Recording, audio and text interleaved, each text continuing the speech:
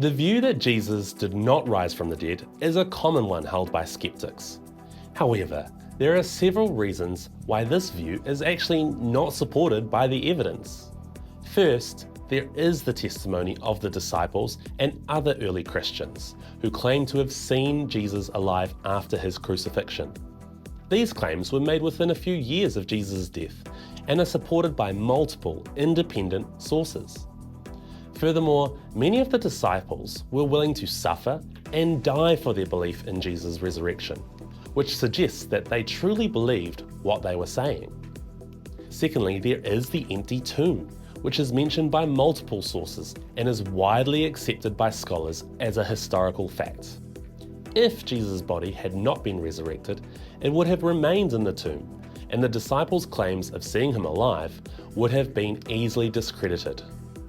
Third, there are numerous accounts of post-resurrection appearances of Jesus, which are described in the Gospels and other early Christian writings. These appearances were seen by individuals and groups of people, which suggests that these were real and not just the product of mass hallucinations or myth-making.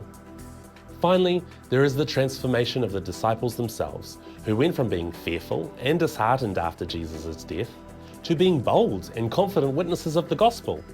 This transformation can only be explained by their encounter with the risen Jesus and the power of the Holy Spirit.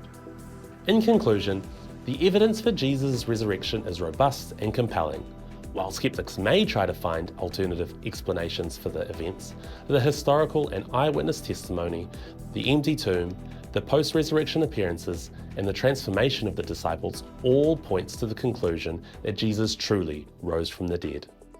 I'm Rowan Locke for Thinking Matters, and this has been your Thought for the Week. For more resources like this, go to www.thinkingmatters.org.nz.